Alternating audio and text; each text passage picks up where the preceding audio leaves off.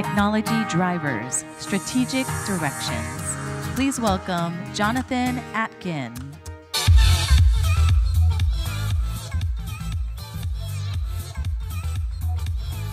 Also joining him on stage, Bill Barney.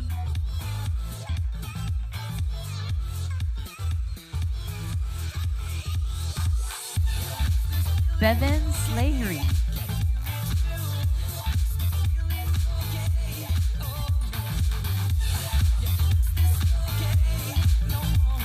And Grivner.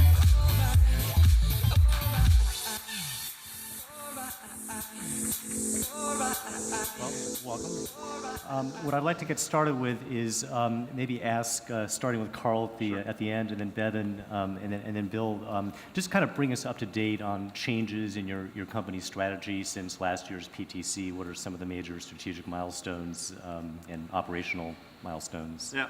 Well, we're no change to the strategy. Last year we talked about embarking on a high bandwidth strategy, building out a global network, building in Singapore and Hong Kong, and we've done all those things. We've completed the build out of the network on a global basis, completed the builds in Singapore, Hong Kong, advanced a lot of our work in software-defined networking as well as SD-WAN, and coming back in the next 30 days with about 18 more cities that we're actually going to build more metro fiber in 2018, 19, 20, 21, over the next 4 or 5 years. So nothing's really changed as far as the strategy. Still high bandwidth, and the results are starting to prove that out. So Bevan, you wear a couple of different hats, so Superloop, Megaport. Yeah. So on the Superloop side, I just copied Carl. No, not quite, but very similar. We've got a really simple philosophy how we do our business, and we like infrastructure, right? So we want what we call the infrastructure ownership advantage in terms of the economic advantage. We want the infrastructure control advantage. And then finally, we fuse software on top of that. So, to Carl's point before, when you're actually looking at delivering these kind of next level of software-defined networks and things, at times when you actually own the fiber and the connectivity end-to-end, you're able to deliver certainly an outstanding service to the client, and particularly when software-defined networks sits on top of that. So really on that side, we built out in Singapore, Hong Kong, very similar to Carl. We built at Singapore a few years ago now, completed a Hong Kong network. We built a submarine cable across Victoria Harbour in Hong Kong last year to provide additional diversity to the stock exchange and to Shuang Quan O. Finished a rollout in Australia, and basically we're expanding into the enterprise building space. On the software side, we put we're launching our fully SDN to the enterprise stack later this year, but we've pretty much finished the development last year. Megaport side, that's been going great guns. So 2017 was by far our standout year, and only to be, I'm sure, eclipsed in 2018. We rolled out last year to, I think we're in about 50 markets now.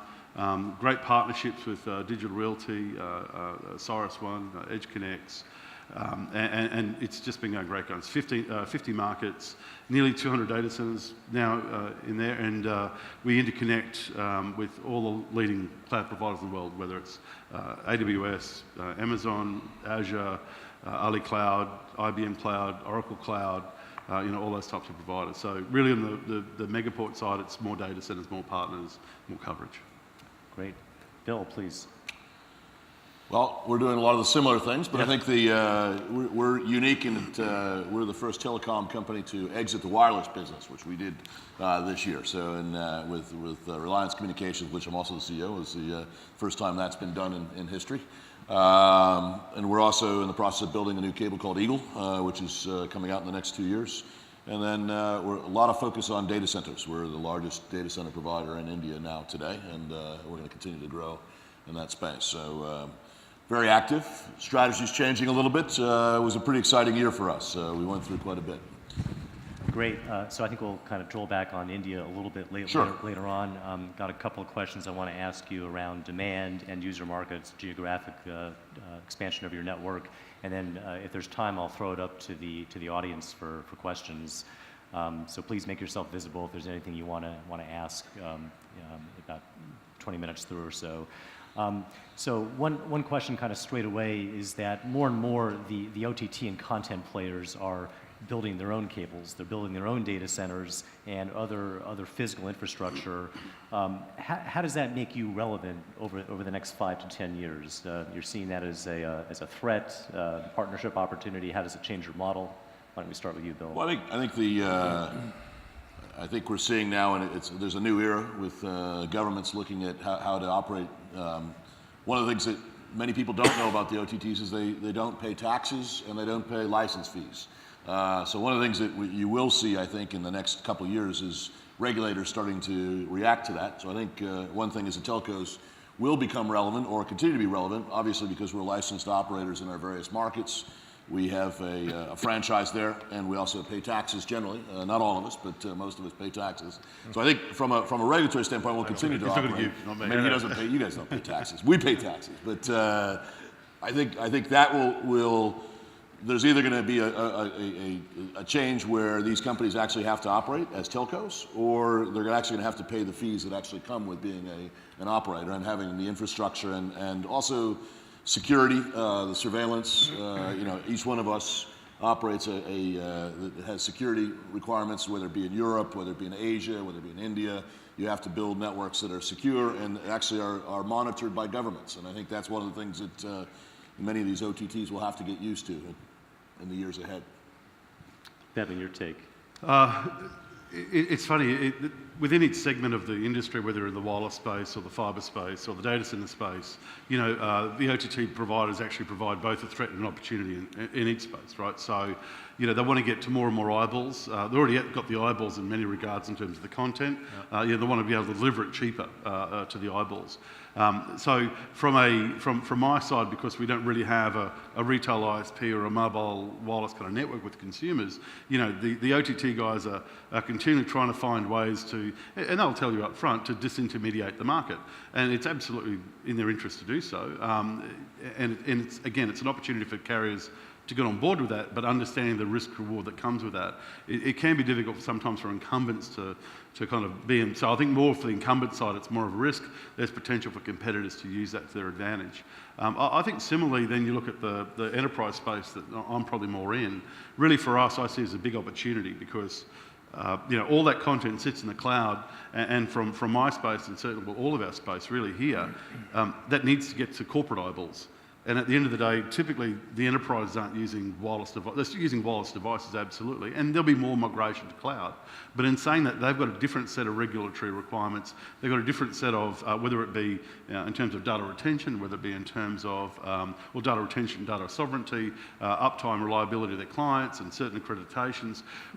All that content that's being generated, all those applications that are sitting in data centers, they need to get to those big buildings that are sitting out there in the world. And so that's the exciting part from where we sit. We think if we model our infrastructure with a software stack that directly aligns to that with a business case that connects to the cloud, we think it's a great opportunity from where we are. And we're building our business to absolutely embrace that and to take that cloud and that service into the enterprise buildings.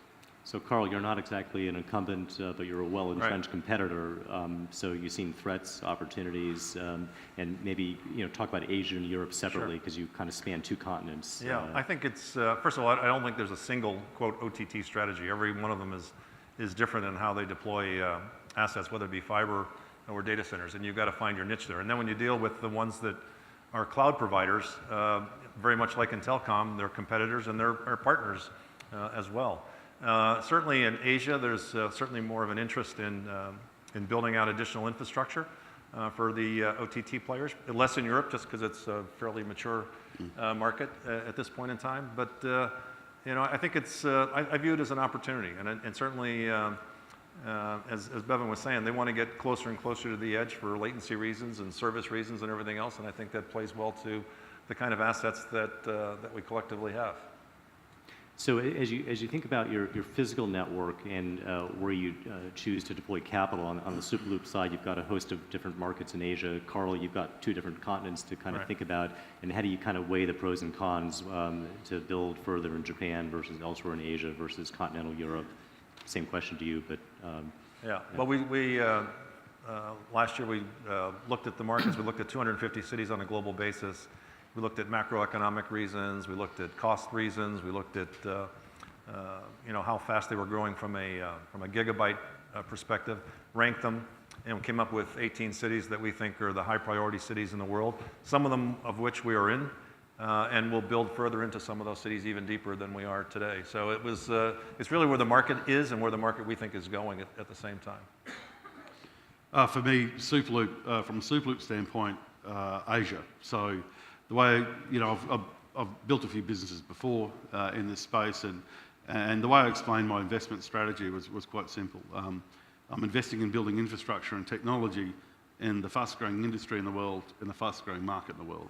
Yeah. The internet and communications industry and Asia for me. It's also my time zone, so it's pretty handy. And so when we looked at that, we almost did Steve Smith's not here, I'm filling in for Steve.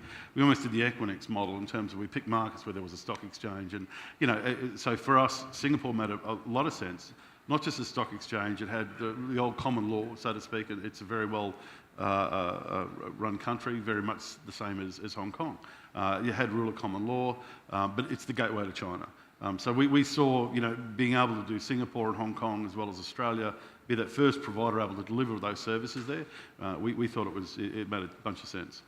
So in India, you mentioned you're one of the biggest data center providers. There's newcomers coming into the market, a lot of cloud compute clusters being developed as well. So how does that affect Reliance's allocation of capital? First, I think just to speak to the markets, I think our view of the world is the emerging market, what we call the emerging market corridor, which is essentially from Eastern Europe to Japan, is where most of the growth is going to come in internet services and in data centers. If you look at it, it's got essentially 5% of the data center capabilities in that part of the world when you compare it to Western Europe or to Asia. So we see that as sort of the growth potential where enterprises are going to go. Obviously, Carl's focusing into places where they are today, and this is really about the next 20 years. I think you're going to see that emerging market will be the challenging place to go. And that's where we also believe cloud computing changes the dynamic for consumers. If you look at price points for thin clients today in India, we're deploying them at sub $50, right? So you essentially are putting that 2.5 billion people that weren't on the internet now are going on the internet via the cloud. And we think that consumers are actually going to enter into that space because of the fact that now it's addressable. And the interesting thing about cloud computing, it has completely changed the emerging markets, and they're leapfrogging. Similar to what cell phones did to that part of the world, cloud computing is going to do the same thing. It's going to bring those people onto the networks. And I think that's an exciting time, and I think you're going to see massive corporates, Fortune 500 companies, all focusing on that part of the world because that's where the next generation of consumers is going to come from. And that's where all those economies are sort of 7% growth or higher. So I think you're going to see that's going to be the place where everyone's going to be. I think Bevan will move from there into those markets as well. I think, and it's going to be we're all going to chase that area. I think in the next 20 years. And I think when you come to this conference, you'll hear a lot about that corridor.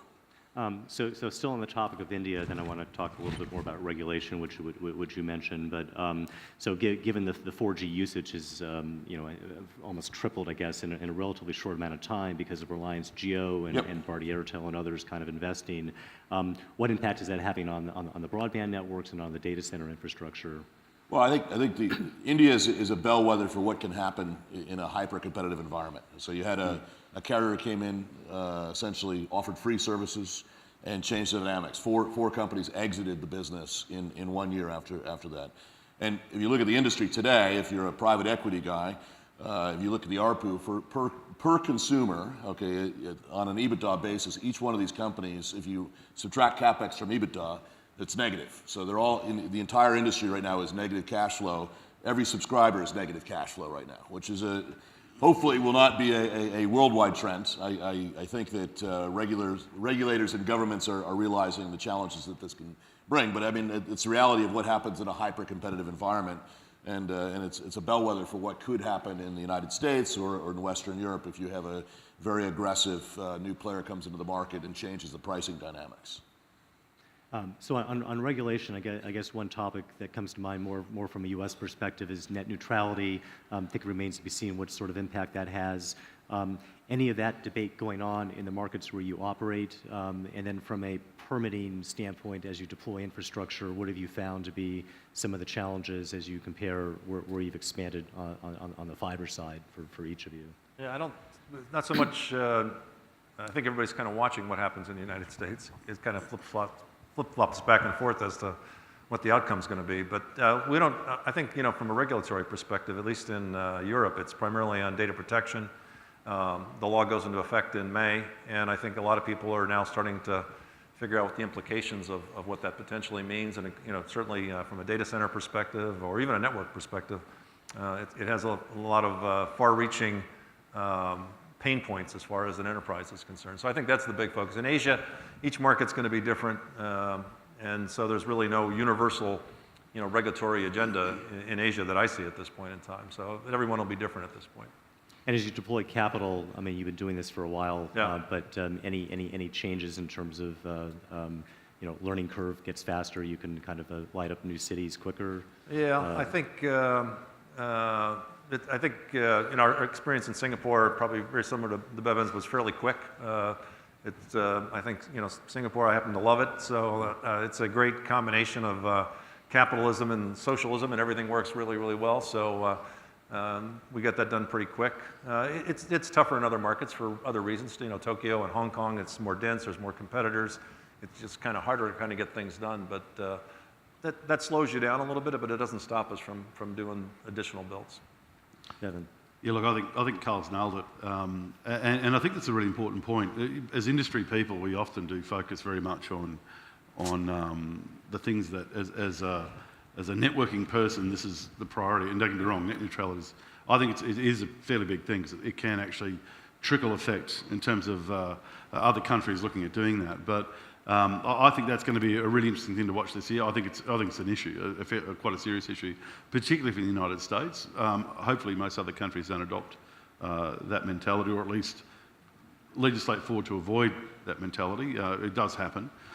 But I think when I actually look at the industry in terms of our customers, what actually affects them the most, I think the regulatory side, absolutely data sovereignty, number one, particularly around medical and health records and financial records. And you see governments, and one of the reasons why Singapore is such a good financial hub is because the data protection and requirements they put on financial institutions on storing and transmitting of data in and outside of Singapore is incredibly tight. So I think data sovereignty is going to continue to be a big thing. But also, for example, in Australia, where I'm from, what's coming out in February is mandatory data breach disclosure, which you already have in other markets. So for me, when I look at the things that are actually happening in the enterprise space, the number one thing for me is security. People are going to be more concerned about security, and regulation is actually driving that. When enterprises and company boards are required to disclose a breach, all of a sudden they're all kind of getting very concerned about that. And so they're looking at both their cloud infrastructure, where their customer data is stored, and how it's transmitted. So for me, absolutely, I think that's big, but I also think about the customers and what their regulatory, because that's also, again, an opportunity as well as a risk. One last thing on permitting, yeah. Countries that are genuinely want to drive and be an economic powerhouse in the digital economy, they are the ones that generally are the best to get into and help you get there. Absolutely. Singapore used to be called the IDA, and now changed the acronym. I can't quite remember. Very welcoming, very organised process. To get through that, and it was fantastic. Hong Kong, similar process to get there, because they absolutely want to keep their position and actually kind of steal the crown from Singapore. So there's very much a kind of competitive tension between those two countries. US, I've done a few cables into those territories there. I'm from Australia, so we're pretty much not too many people's enemy, so it's pretty straightforward getting a license in there as well. Great. I mean, so you hit on security, enterprise security is kind of a demand driver, data sovereignty. Any sort of technology drivers that you're seeing, whether it's Bitcoin, IoT, 5G, AI, how's that affecting can you identify that as a concrete driver of some of your network capacity or data center capacity, as the case may be? Well, I think the IoT is an interesting development because I think it's, we're all talking about big data and big pipes, and this goes down to thin pipes, and it's actually figuring out how you can actually run, some sub 1 meg cost effectively into, a device, right? And I think that's one of the interesting things. And one of the unique opportunities that we had is we were operating obviously a wireless network and a fixed line network, and I think that's going to be the interesting is how do you actually get access to towers? How do you get access to wireless capabilities to actually give a customer a solution? Because I think wireless will be the solution if you're trying to hit a vehicle, or you're trying to hit something that's moving as an enterprise. And enterprises are eventually going to have that. You're going to have networks that are going to move. You're going to have things that are going to be not static, which is we've always built as telcos to a static network, and now you've got airplanes in the sky, you've got various things that you're actually networking to, and I think that's the challenge. And so we'll all have to have a radio strategy and a fixed line strategy in the future for that last mile, and I think that's going to be an area that we'll talk a lot about. Whether it's, we've started with SD-WAN, but I think there's going to be even newer technologies that will take advantage of wireless capabilities going forward, right? 100%. Yeah, I think to your point, blockchain. Look, I haven't checked the price of Bitcoins at the moment, but interesting with blockchain and its potential application in the networking sphere. There's so much of the internet's done on trust. When you look at whether it's BGP, IP address ranging, when you're looking at email, it's still kind of reasonably unsecured. From an application standpoint, but seriously, a significant part of the stuff that we do on a networking layer can actually be the transaction be securely and actually done in a reasonably open environment, as long as you don't lose the keys, pardon the pun. But so I think there's actually a significant opportunity to automate a significant part of the internet and actually make it more secure. So I think there's a bit to go there. How much data it's going to drive, I'm not so much. It'll just be another thing on the Internet of Things, I think. That'll probably be a Bill Gates 640K moment right there.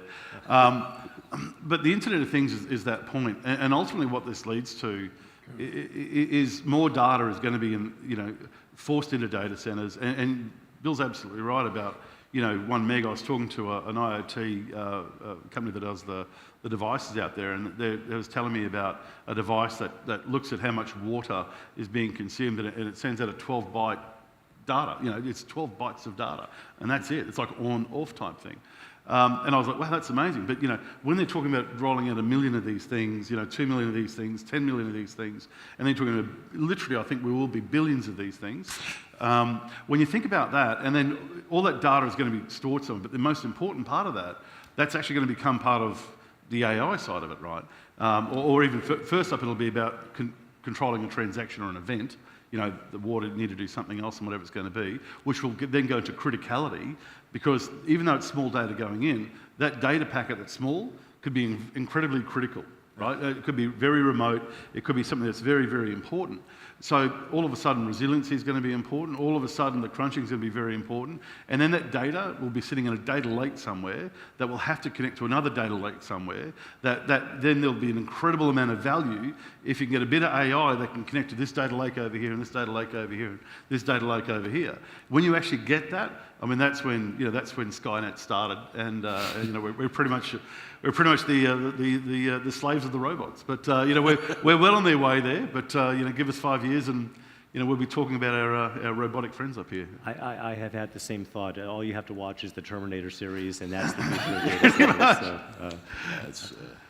So Carl. Yeah, so we're doing some work on blockchain right now. We'll have a proof of concept out in March working with a few other telecommunication companies. We're also investing in artificial intelligence as it relates to network and customer data and service, and trying to hire some blockchain engineers right now, which is a little bit of a challenge because they're quite in demand. But I do think blockchain and the logic and the process, probably leading to quantum computing at some point in time that replaces blockchain, are significant.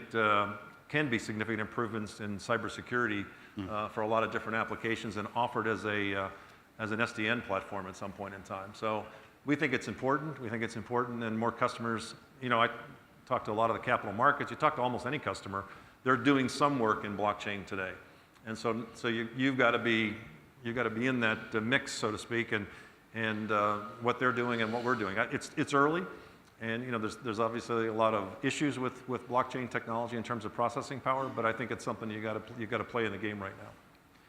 So Carl and Bill, on the topic of SD-WAN, Megaport certainly and other companies have kind of raised the visibility of kind of the usage model. Are you seeing much demand? You have ability to offer the product. Are you seeing much demand on your respective networks? Well, it actually goes to that lower speed solution. SD-WAN is not going to be necessarily a 10 gig connection going forward, but if you look at financial institutions, you look at large multinationals that have branches in especially retail shops, SD-WAN is a really, really good solution to hit a global footprint for a customer. So it's a great technology. Most of us are deploying it or thinking about how to do it better. And no, I think it's here to stay. And I think the reality is I think we're going to be investing more. There'll be another stage of this, I think, which is we're all trying to work the access model is what we're trying to do and find a way to get lower cost access. And typically that's, this is a great way to do it, and it's a great way to manage it for customers. Yeah, I think every global RFP now has an SD-WAN component. We're rolling out, actually installing a couple right now for our customers, 15 countries, 27 cities, and that's just kind of the norm right now in terms of SD-WAN as an alternative. So I think you're just going to see more and more of it. So want to talk about China in terms of outbound demand, because they're clearly getting more active in the telcos are building out their networks, POPs, infrastructure, data centers. The OTTs in China are also expanding. But what are you seeing recently? Any kind of notable trends to kind of call out? Well, I think the Chinese have this thing called the Belt and Road strategy, which is in every industry that they're trying to expand their sphere of influence. And I think you're going to see this with, you're seeing the expansion into Africa. There's quite a bit of investment. They've largely gone with their equipment providers early, so Huawei and ZTE. But now you're starting to see their service providers, such as Alibaba, expanding very, very quickly. And the telcos traditionally did it in the past, but now you're already seeing Tencent and a lot of these companies coming out. So I think, and that's we're going to see more of that.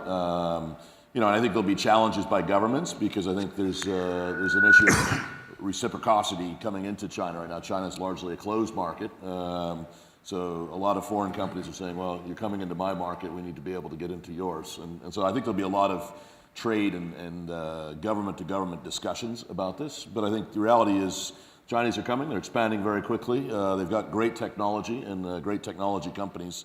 And it's going to be exciting because I think that's going to be the second Silicon Valley. It's going to be southern China, pushing into, I think, originally parts of Asia and the emerging markets. And then you'll start to see them much more in the West going forward. So I think it's a trend that's here to stay and will be pretty critical to the success of our ecosystem.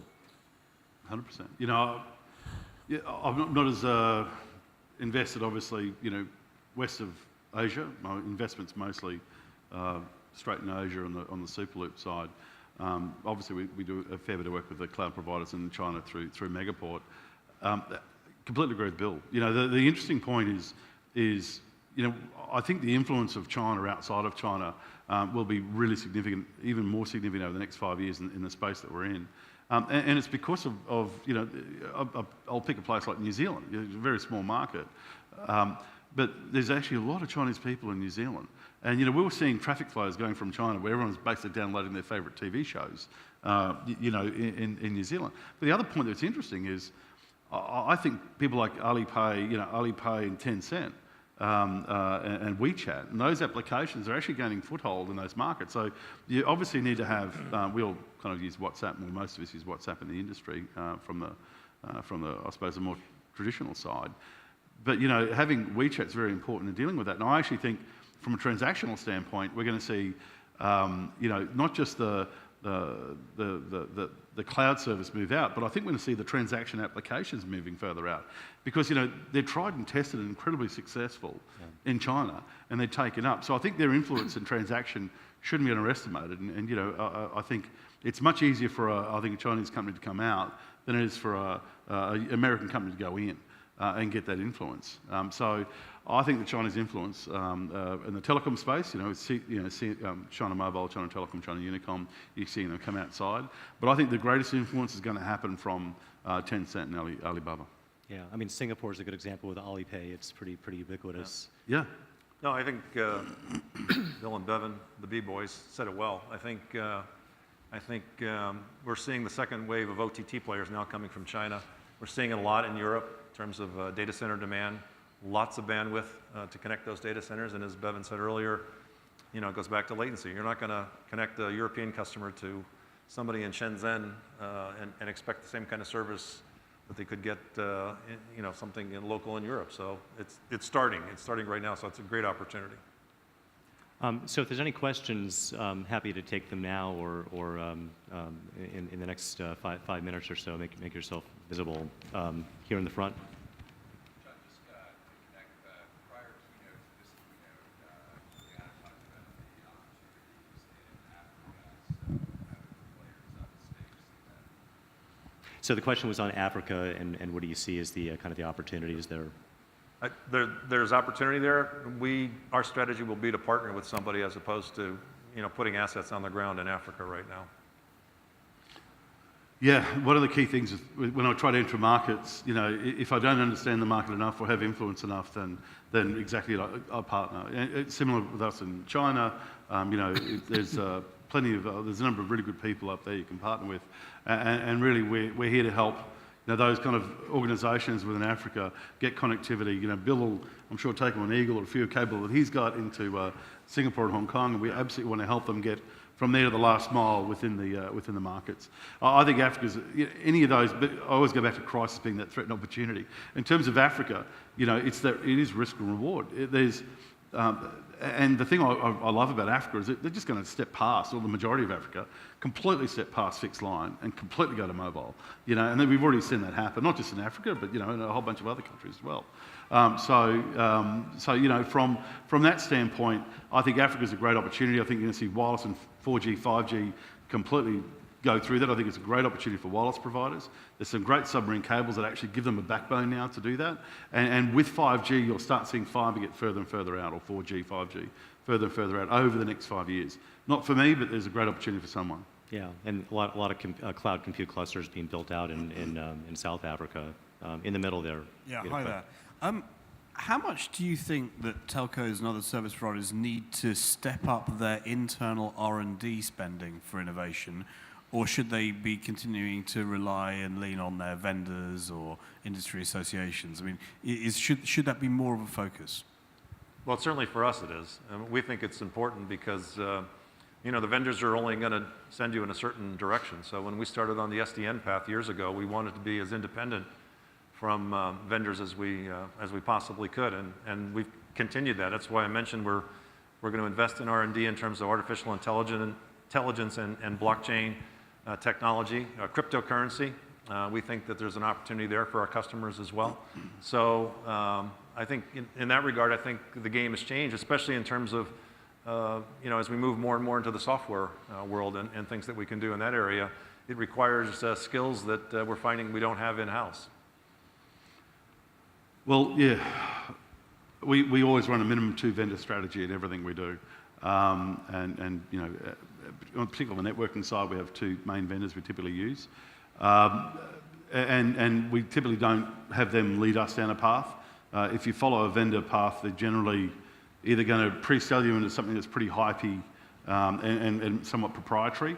I think, if you're going into business to follow a vendor strategy, then, that could be a bit dangerous. When I started Megaport, we had a simple philosophy that, and this is 5 years ago, I wanted to be able to turn up a virtual cross-connect on my phone within seconds and not have a single human interaction in that. So from day one, Megaport's been 100% software defined. It's been 100% API driven. The same APIs that we use, we give to our customers to use as well.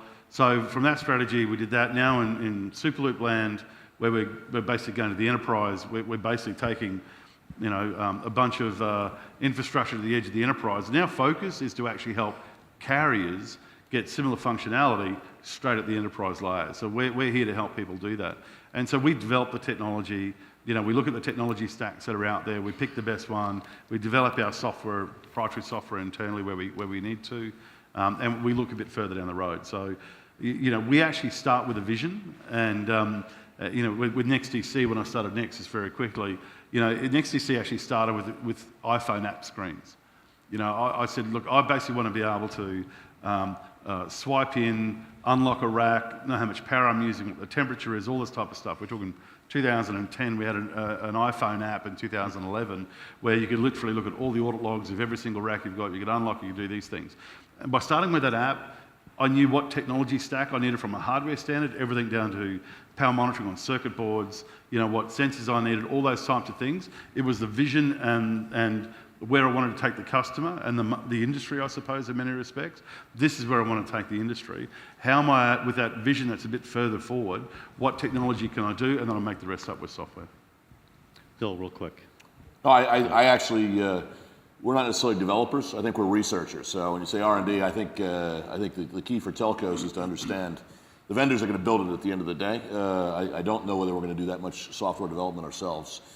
We do some, but I mean, I think from an application perspective, it's actually understanding the opportunity and directing your vendors in the right direction. So. Great. Yeah, quick question. How relevant is open source to all of you? Open source software, open source, you know, architectures, and what's the level of investment you're making or willing to make to, if it is relevant to you, to get that better for your organization? Any thoughts on open? So Colt used to I've have always been a big believer in open source. I think it gives you access to capabilities that would take you a longer time to develop. We've built a lot of our SDN work on open source. That'll continue as well. As far as the investment, I'm not going to answer that question. So at the risk of going into stoppage time, I'm going to ask the last question about mergers and acquisitions. You each have either sold or bought or both companies over the past several years, and you saw, you know, maybe going back 5-10 years, a lot of carriers consolidating data center and hosting operations and then selling them. And then there's been a lot of cross-border data center investments, an astonishing volume of them over just the past couple of months.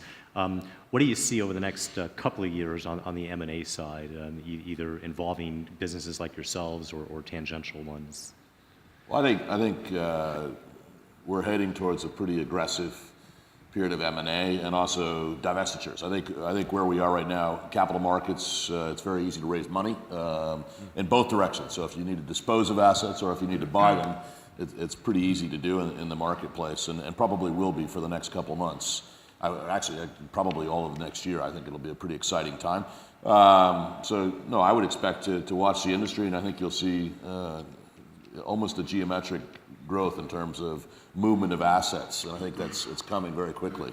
And you see it every day in the United States. There's 6 or 7 massive mergers on the works, and if you look at just even companies like Level 3 that went through 3 or 4 iterations in 3 years, right? So it's you're going to see, I think, an exciting time in that regard. So to watch the capital markets, guys like you'll have a lot to write about.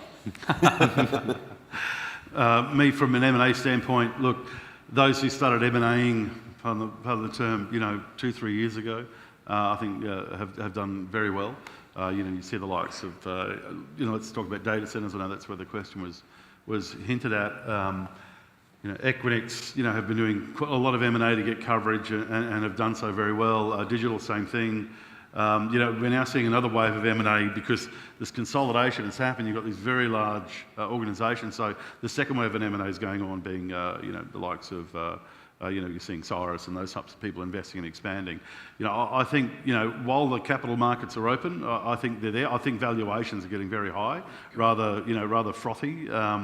Maybe getting close towards Alan Greenspan's irrational exuberance. Not quite, but we're getting pretty high. And my bigger concern is, I think the M&A thing, we're getting near the top, but also I'm a bit worried about the overall US bond market and things like that. I think there could be 2008 coming in the next couple of years. Real quick, European consolidation has begun. It's going to continue through this year and next year. So there'll be fewer assets on the market. I think what's interesting is the multiples that we're starting to see for fiber assets. In Europe, it's about 12 to 14 times EBITDA, which is approaching data center multiples of 16 to 18. And the theory is that those assets are going to start moving more in parallel because they require each other. So it's going to be an interesting couple of times, and certainly the European market will get smaller over the next 2 years. In Asia, you see the number of companies getting bigger or smaller over the next I think 2 in years? Asia, but these guys, Asia is a little bit more difficult in terms of smaller assets. To Bill's credit and my credit, I think PacNet was one of the best assets on the market, and there aren't many PacNets left in terms of what can be acquired in the market. Great. Well, we're in stoppage time. I'm going to make you, that's the last word from Carl, and All right. I think we're going to break for lunch. Thanks very much. Thank you.